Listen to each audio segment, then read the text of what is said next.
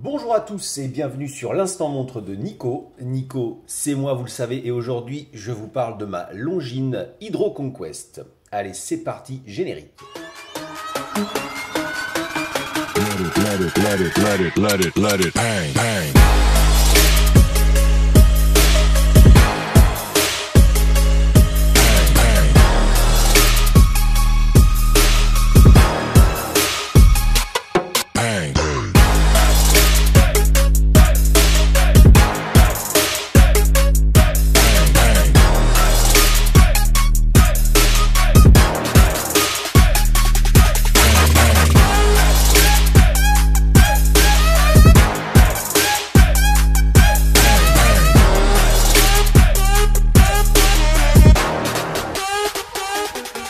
Alors, comme je vous le disais donc en introduction de cette nouvelle vidéo, on va aujourd'hui parler de ma Longines Hydro Conquest. Alors cette montre, vous êtes nombreux, vous avez été nombreux à me demander une review régulièrement dans vos commentaires.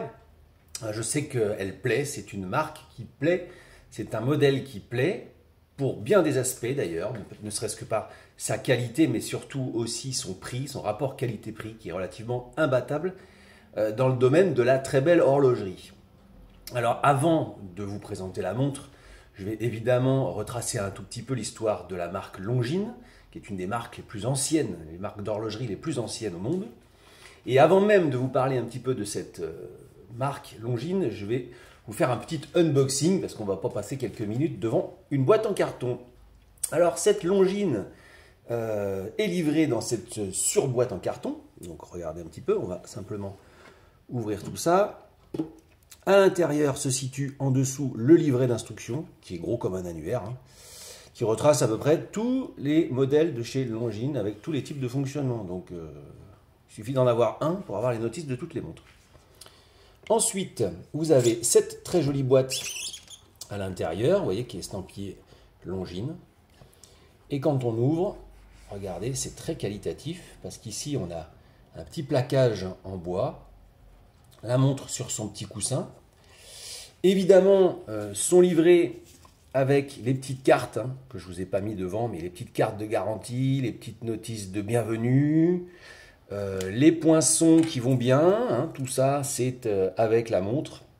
Donc là, je ne les ai pas mis devant vous.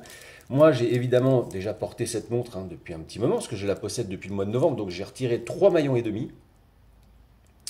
Voilà. Et donc voici la montre. Donc là on est sur une plongeuse 3 aiguilles date, sur cette finition acier et PVD or jaune. Voilà. Alors c'est parti, on va tout de suite s'attaquer à l'histoire de Longines. Donc je le disais, Longines est une entreprise horlogère suisse de prestige et de luxe appartenant au Swatch Group. Alors elle appartient au Swatch Group depuis pas longtemps, mais ça on va y revenir. Elle se positionne dans le segment du haut de gamme. Son emblème, le sablier ailé, je vous montrerai tout à l'heure en gros plan, mais vous pouvez déjà le voir, vous voyez, sur la carte notamment de bienvenue, le sablier ailé. Son emblème, donc le sablier ailé, comme je le disais, est le plus ancien modèle déposé encore en activité et sans modification dans les registres de l'Organisation mondiale de la propriété intellectuelle. Cette entreprise a été créée à Saint-Imier en Suisse, donc en 1832, par Auguste Agassiz, spécialistes me diront si on prononce le Z. La marque tient son nom du lieu-dit Les Longines à Saint-Imier où est située l'usine. La marque a donc maintenant plus de 190 ans. C'est comme je vous le disais tout à l'heure, donc une des marques les plus anciennes au monde. Les modèles les plus répandus de la marque sont les Masters et les Hydro Conquest, donc vous en avez un exemplaire ici.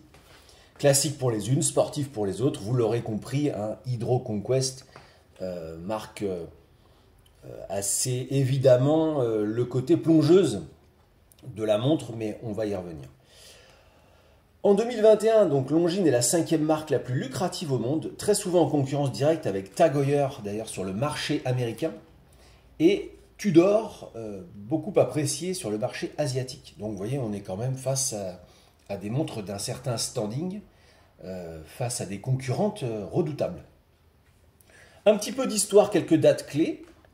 1879, donc Longines crée le premier chronographe.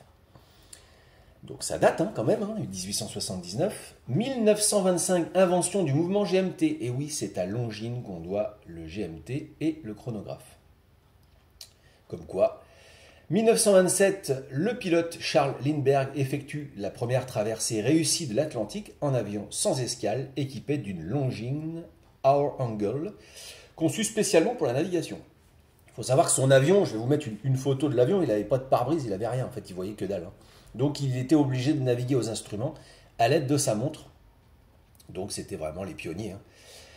En 1945, Longines sort les premières montres à remontage automatique. Déjà, encore une fois, avancée technologique. En 1953, la première horloge à quartz. Donc ça date de bien avant la crise du quartz.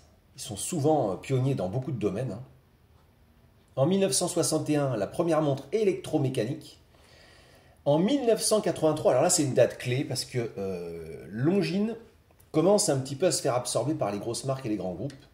C'est d'abord une première fusion avec Omega, puis en 1988 avec le lancement du groupe Swatch, Longines se fait absorber et vient se positionner sur le marché justement entre Omega et Tissot, qui sont aussi deux marques très célèbres du groupe Swatch. Donc c'est pour vous montrer un petit peu au niveau des gammes de prix et de la qualité où vient se situer un petit peu Longines. Vous voyez que c'est quand même intéressant et c'est quand même haut de gamme. Le chronométrage sportif est aussi une spécialité de Longines, puisqu'en 1896, c'est le chronométreur officiel des Jeux Olympiques d'Athènes. Depuis 2006, c'est le chronométreur officiel des championnats et de la Coupe du Monde de ski alpin. Alors ça, vous le voyez régulièrement à la télévision. De 2007 à 2018, Longines a été le chronométreur officiel de Roland-Garros, le tournoi de tennis. Et de 2013 à 2023, donc toujours actuellement, est le chronométreur officiel de la Fédération équestre internationale. Voilà pour ce qui est de la marque Longines. Alors avant de poursuivre avec donc ce modèle spécifiquement, je voudrais d'abord vous remercier car la chaîne a bien progressé déjà depuis quelques semaines. J'avais lancé, souvenez-vous, une série sur les montres Patrouille de France qui a eu un petit succès, on va dire, un succès relativement mitigé. Mais malgré tout, la chaîne a grandi, vous êtes de plus en plus nombreux à regarder mes vidéos, à vous abonner, à les commenter avec des commentaires qui me font vraiment très plaisir. C'est très encourageant, vous êtes vraiment bienveillants. Donc ça me touche énormément, ça me pousse à continuer à vous proposer de nouveaux contenus. Et vous voyez, aujourd'hui, c'est pour ça que j'ai opté vraiment pour vous présenter une montre qui est beaucoup plus haut de gamme. On va monter en gamme cette année sur la chaîne. Il va y avoir de très jolies choses. J'ai un nombre d'abonnés qui augmente petit à petit, alors n'hésitez pas, abonnez-vous, ça vous coûte rien, comme ça vous avez les notifications. Je vais essayer de vous sortir une vidéo toutes les semaines, voire maximum tous les 10 jours. Donc croyez-moi, il faut trouver, il faut arriver à avoir les montres. Là pour l'instant je vous présente uniquement les miennes, je n'ai pas la possibilité d'avoir des montres en prêt, mais sachez qu'il va y avoir du très lourd qui va arriver. Je vous prépare une série sur mes Seiko. Cette année, normalement, si tout va bien, la collection va s'enrichir d'une Tudor. Donc, je ne vous en dis pas plus. Vous suivez un petit peu mon Instagram, l'instant montre de Nico. Regardez, vous verrez, il y a souvent des shorts, il y a souvent des réels, des petites photos qui passent comme ça. C'est souvent les teasers des futures vidéos. Donc, soyez attentifs. Followez-moi sur Insta, suivez-moi sur la chaîne, abonnez-vous. N'hésitez pas à commenter, mettez un petit like si ça vous plaît. Ça permet aux vidéos d'être diffusées et de circuler dans l'algorithme de YouTube. Ça permet donc de les faire connaître, etc. etc. Je ne vais pas vous expliquer le truc, vous connaissez. Mais voilà, ça nous aide énormément. Et si vous voulez des contenus de montres que je ne possède pas, il faut que que les marques puissent éventuellement m'en proposer, me les prêter. Et pour ça, il faut que la chaîne ait un petit peu plus de succès que ça. Pour l'instant, c'est un peu jeune. Voilà, allez, c'est parti pour la page. C'est fini pour la page, publicité de la chaîne. J'arrête de vous embêter avec ça. Je vous parle en détail de cette Longines Hydro Conquest. Alors, pour moi, pourquoi cette montre d'abord? Puisqu'au départ, je n'avais pas forcément eu l'idée ou l'envie d'une Longines Hydro Conquest, même si je trouvais le modèle très sympathique. Je vais vous diffuser des petites vignettes au fur et à mesure pour vous montrer des plus gros plans. Donc cette Longines Hydro Conquest, j'ai littéralement flashé dessus un jour en me baladant sur le site Chronext. Alors je ne fais pas de pub pour eux parce que je ne suis pas rémunéré par eux. Mais voilà, force est de constater que c'est chez eux que je l'ai acheté. Je suis tombé dessus par hasard, je l'ai trouvé magnifique. Dans cette finition acier PVD or jaune, je l'ai trouvé absolument non seulement sportive mais chic également. Et j'ai littéralement craqué. En plus, le tarif était très alléchant. Et ça, vous allez voir après. Je vais vous en parler à la fin. Croyez-moi, ça picote un peu. Et on dit, ouais, je peux pas résister, c'est pas possible. Donc voilà. Alors, on est sur un modèle, une référence en 41 mm. Hein, ce modèle est disponible en 39, en 41, en 43. Certains autres modèles en 44. Certains se font, d'autres se font plus. On trouve pas mal de ces références un petit peu partout encore. Celle-ci, c'est l'ancien modèle. Le nouveau modèle est beaucoup plus typé plongeuse, avec un cadran, je vais vous montrer les photos des nouveaux modèles, un cadran un petit peu plus épuré. Moi, j'aimais bien celle-là pour son côté un peu plus chargé, un peu plus chic. Vous voyez que celle-ci, elle a une trotteuse avec le petit bout rouge, donc elle n'a pas d'indicateur de fonctionnement, indicateur de marche, qui est obligatoire pour recevoir la norme ISO 6425, si je ne dis pas de bêtises, des montres de plongée. Malgré tout, elle dispose quand même d'une lunette unidirectionnelle, donc 120 clics, et elle est étanche à 30 ATM, donc c'est une véritable montre qui peut aller dans l'eau pour toutes les activités nautiques, sportives, excepté évidemment la plongée en très grande profondeur.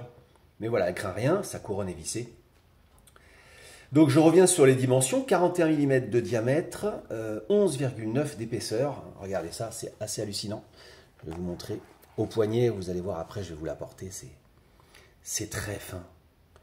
C'est vraiment une sportive chic, super agréable à porter. Elle a beaucoup de polymiroirs dans cette version-là, avec des chanfreins légèrement marqués. Hop, on va la reposer là.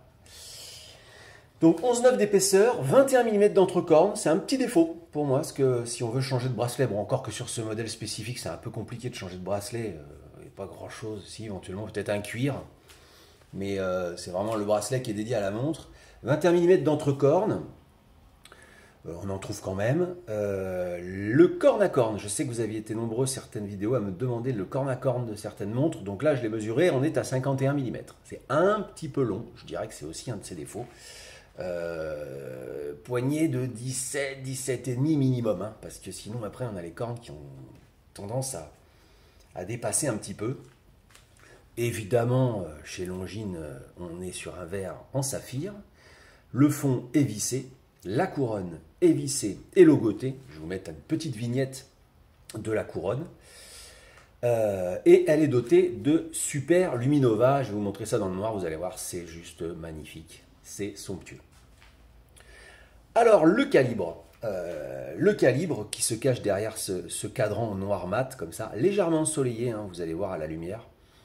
C'est légèrement ensoleillé. Là, je ne sais pas si je vais arriver à vous le montrer. Pourtant, je l'ai essuyé. Je sais, ouais, si peut-être un petit peu, là, vous arrivez à voir. Voyez, voilà, ça y est, on voit qu'elle joue quand même avec la lumière. Donc, c'est un très joli noir. Hein, très, très joli noir. Voilà. Cadran noir soleillé, le guichet de date qui est à la bonne taille je trouve, on arrive quand même à bien voir, là je l'ai réglé à la date du jour, donc voilà, je trahis le jour de tournée de la vidéo, on est le 11 avril. Donc le calibre je disais, manufacture, automatique exclusif de chez Longines, le fameux L888, alors je vais faire une petite aparté sur les fameux calibres manufacture. Il y a Manuf et Manuf. Hein. Le vrai calibre Manuf, pour moi, c'est un calibre qui sort de l'imagination des horlogers de la marque. Là, on ne va pas se mentir, on est sur un calibre adapté. Voilà. On est dans le Swatch Group.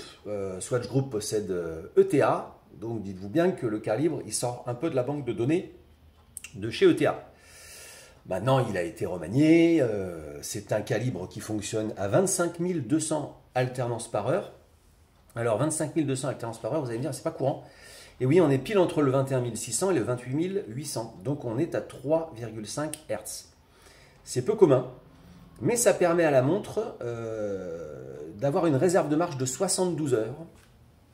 Et en plus, le réglage est tellement fin que j'ai une dérive journalière, tantôt 0, tantôt plus 1 seconde par jour. Tout dépend de l'activité que j'ai et de la façon dont je bouge avec la montre au poignet. Voilà, la montre ne se comporte pas tout à fait pareil, mais enfin bon, 1 seconde d'écart. Et encore, je vous dis ça simplement au contrôle de l'horloge atomique. Hein, je n'ai pas de time grapher. Il y en aura certainement un d'ailleurs cette année. On fera peut-être quelques tests comme ça en vidéo pour voir. Donc ouais, c'est une montre qui est parfaitement réglée, qui est quasi parfaite en réglage. Elle dispose, hop, je vais vous la montrer ça, tac, d'une boucle déployante avec le logo Longines. Voilà. On voit bien ici. C'est une montre que vous voyez dans le générique de la chaîne. On va l'ouvrir. Alors la boucle est un petit peu dure. Il faut avoir des ongles et un peu de force. Vous voyez une déployante. Très belle qualité. Bien large. Hein. Le bracelet ne s'affine pas. Donc il garde sa largeur tout le long. Voilà. Et elle dispose d'une petite rallonge ici pour la plongée. Tac. Et tac. Donc une rallonge conséquente. Hein. Vraiment, vous pouvez mettre une grosse combi de plongée. Ça fait tac. Voilà.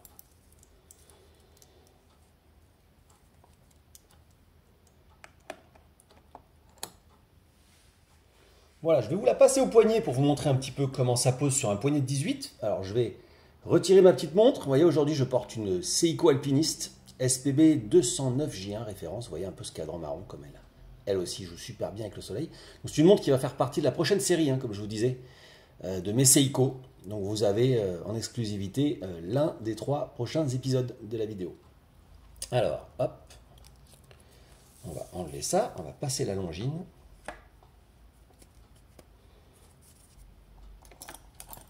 Tac. Allez. Tac, vous voyez, ça ferme. Voilà. Je vais enlever un petit peu le gant. Vous voyez sur le poignet, je vais me reculer un petit peu, on va pousser la boîte. Voilà, pousse-toi, toi. Donc vous voyez, on est sur un 51 de corne à corne. Alors sur mon poignet de 18, ça passe, hein, et on est juste encore. Mais ça passe.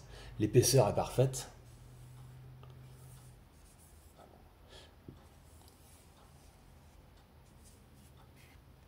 La boucle est bien centrée. C'est moi-même qui fais mon réglage. Et on est sur un diamètre de 41, donc impeccable. Voilà, voilà. Voilà, une petite vue supplémentaire, notamment voilà, sur la couronne. Si vous la voyez bien. On voit bien le logo. Le fond de boîte, alors qui n'est pas transparent, évidemment, on est sur une plongeuse.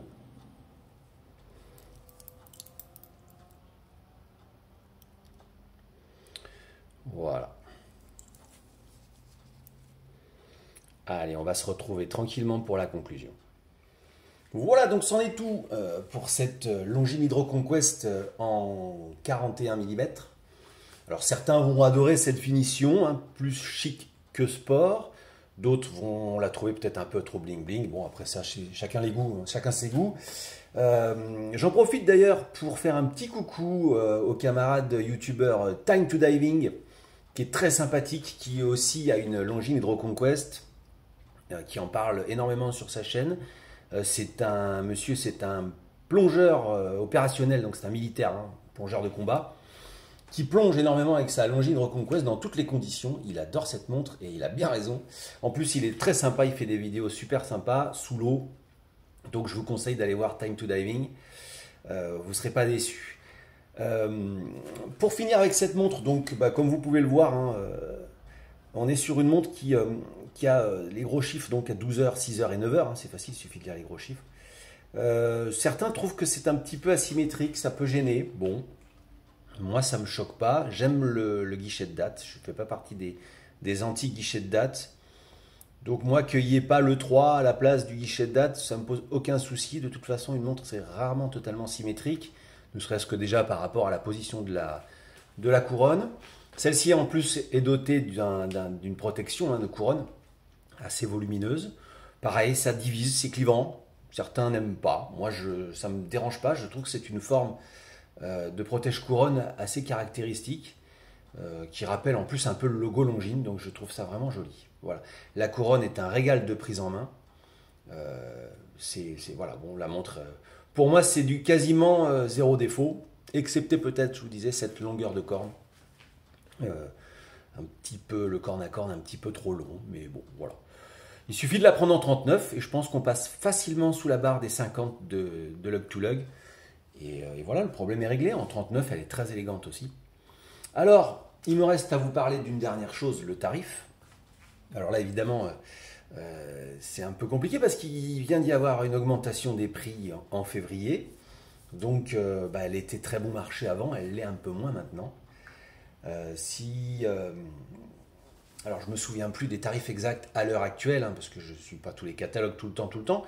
Je pense que sur ce modèle-là, en 41, elle est passée à 1650 €, je crois à peu près. Hein. À l'époque, elle valait 1500, donc elle a pris 150 € en février. Et moi, j'ai eu la chance, en la commandant neuve full set, sur Chronext, je l'ai eu à 1290. Voilà. Alors, pas pour moi, c'est imbattable, hein, clairement. Les petits défauts sont vite effacés quand on voit un tel rapport qualité-prix.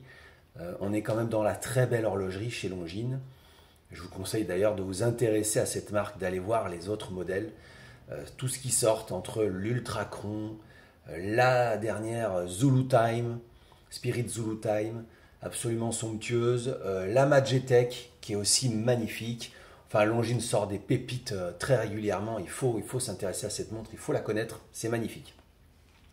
Voilà, quant à moi, il me reste à vous dire merci de me suivre, merci de m'encourager. N'hésitez pas, vos petits commentaires sont toujours les bienvenus, vous êtes bienveillants, ça me fait plaisir. Ça m'aide à progresser et avancer. Je vous dis à très bientôt. N'oubliez pas la série sur les Seiko qui arrive très prochainement. 3 modèles. Vous avez en aperçu aujourd'hui l'Alpiniste, mais vous allez voir, il y a 2 autres modèles qui valent le détour. Je vous dis à bientôt, je vous embrasse tous. Ciao, bye bye, portez-vous bien, portez vos montres.